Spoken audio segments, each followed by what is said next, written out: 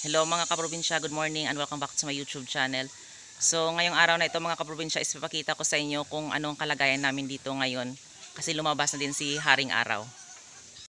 So ayan mga kaprobinsya, yung ilang linggo at kahapon umulan. So ngayon maganda na rin yung panahon. Ayan o, okay na din o, lumabas na din si Haring Araw. So ganyan.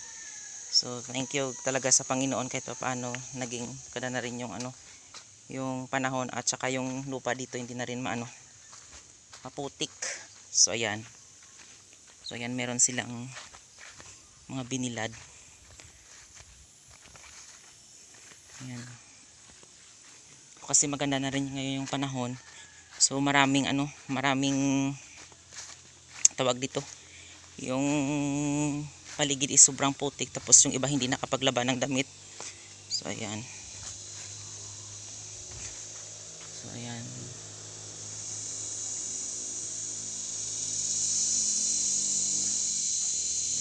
So ayan, hindi na masyado maputik dito. Ayan, okay na din. So yung tubig is talaga is maramihan. So ayan, so overflowing yung tubig dito. So ayan, kakatapos ko lang pakainin sila. Ayan.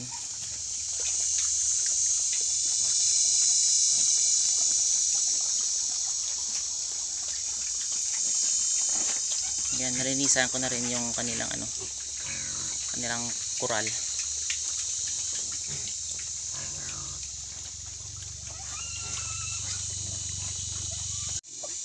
So ayan, yung isang inahin dito is meron na siyang sisiw. Ayan.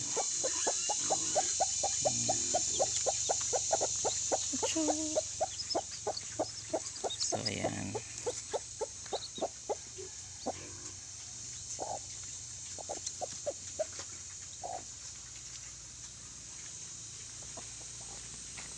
So ito na ngayon yung kalagayan ng panahon dito sa amin. So maganda na talaga. Ayan. So kahapon malakas yung ulan. So yung doon yung basakan doon, no. Ayan. So na na nila.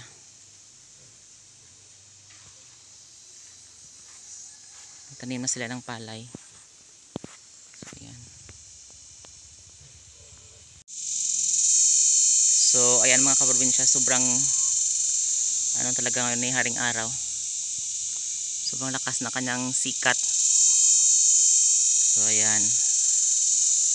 So ilang siguro malapit mga isang buwan yung yung sobrang paulan-ulan.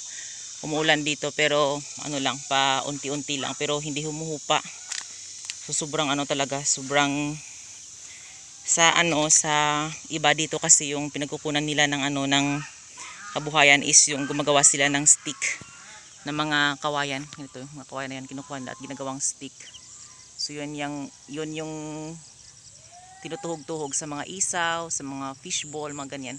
So hindi yan mahirap itrabaho kasi kapag walang araw, ibibilad pa yan sa araw yung mga yung mga puno ng kawayan, ang mga kawayan na kinukuha nila.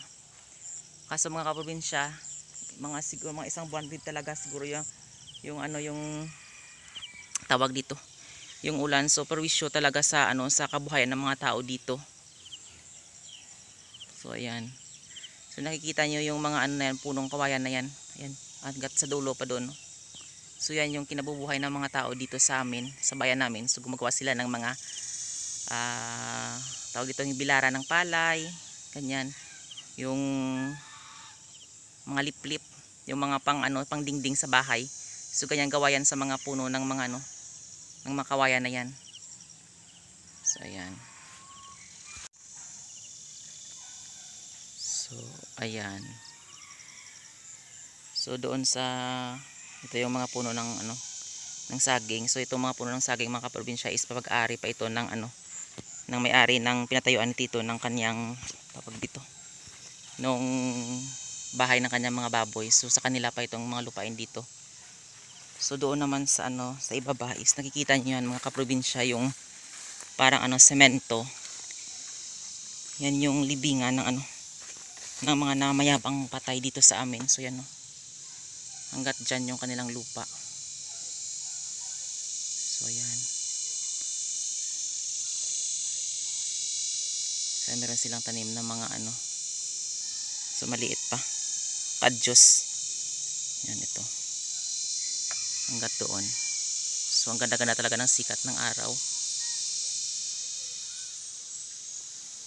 So yung nilibing dito mga kaprobinsya is mga magkamag-anak lang. So mga tatay nila, kapatid, pinsan, yan. Mga tiya-tiyo, ganyan. Pero ano tapos mga ano mga anak ng mga ano nanay ng mga anak ng mga asawa nila.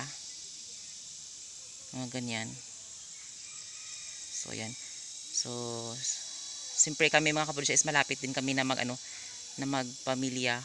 So yung tito ko doon din linibing. Diyan no. Doon sa dulo yung tito ko yan.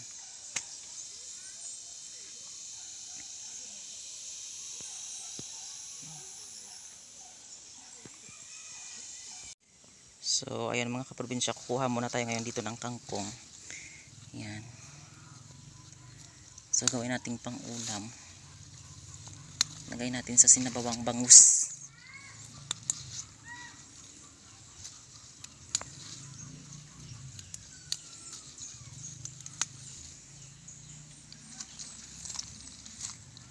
Yan.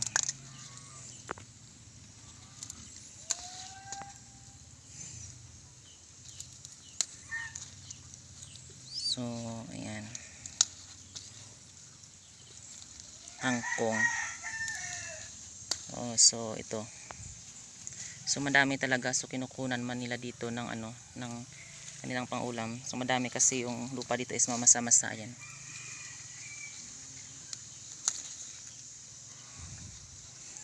So ayan. Gustong-gusto talaga ng kangkong na ano yung lupa mamasa-masa. So madami sila malakas silang magdami kapag ganito yung yung lupain. Yeah.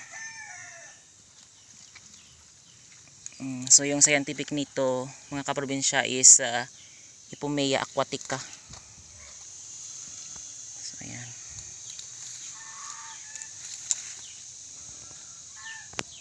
So ayan mga kaprobinsya, ngayon papauwi na ako.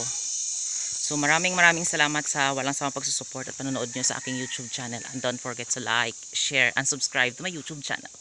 Thank you for watching and happy farming.